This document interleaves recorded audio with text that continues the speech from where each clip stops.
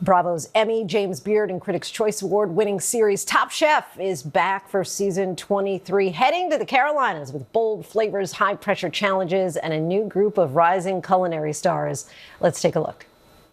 Welcome to Top Chef Carolinas. Oh, yeah. You truly cannot prepare for what they're about to hand over to you. It's not every day you cook a 130-pound hog. That's a Carolina Reaper. Oh.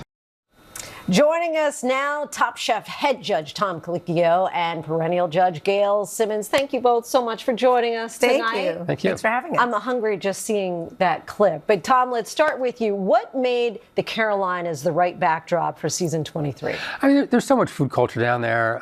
It's great going down to the South. You know, the chefs were all fantastic. But also, our opening challenge was at the Motors Raceway in Charlotte, and that was a lot of fun. We actually got to work with some stars of the NASCAR champions, and it was a blast. But the chefs were all fantastic. Food was all great, and we had a great time. Yeah. And Gail, you've seen these people cook off for many seasons at this point.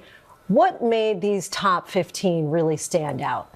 You know what's interesting about this cast in particular, I was thinking about, they're all actually just very interesting people. They all have incredible points of view. They all are, we always cast a very wide net. It's always very diverse, but their actual sort of like personalities really come across in great ways. It was really fun to watch them cook. Yeah, we also cast a set of twins. Yes. They were both chefs. Identical twins. And partners, Yes. right? Yes. And this is a first. So how does that kind of change the dynamic, up the ante a little bit with the pressure cooking in the kitchen? You'd have to ask them. For us, well, it took a while to get used to the twins because they're identical twins. One was a little slightly heavier than the other one. That's the only way I could tell them apart. They had very different personalities once you get to know them. Yeah. But what I found out interesting about the two of them in particular is that it was as if no one else was competing. They were just out to get each other. Yeah. So that kind of made the competition interesting and the stakes a little bit different because everyone around them sort of had to absorb that energy. And it changed how everyone cooked, I think. How do you think that this show has really changed the game? Because Tom, for example, you really got name recognition by your influence on cuisine, by your restaurants, and now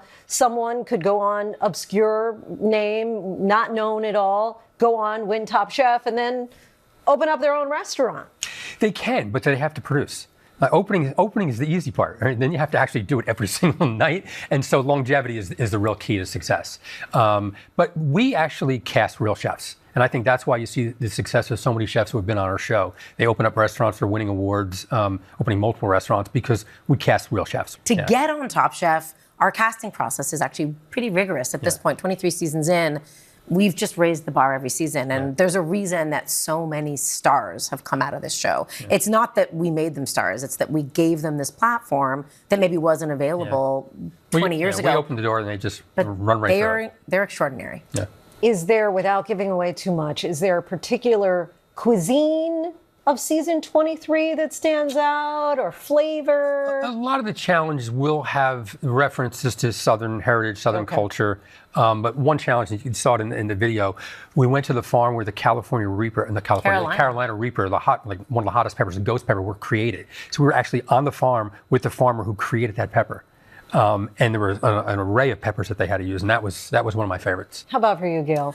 I mean, there's a lot of great food this season. And there's a lot of, actually, there are several cuisines from our contestants that we hadn't eaten a ton of before. I mean, there's a lot of great food from a lot of different cultures. Our cast is from all over the country, all over the world. But the challenge then becomes, how do they adapt what they do to where we put them, to the location, to the set of circumstances? Because at the end of every episode, we judge not just on how it has to taste, but how they have sort of conquered the challenge we give them.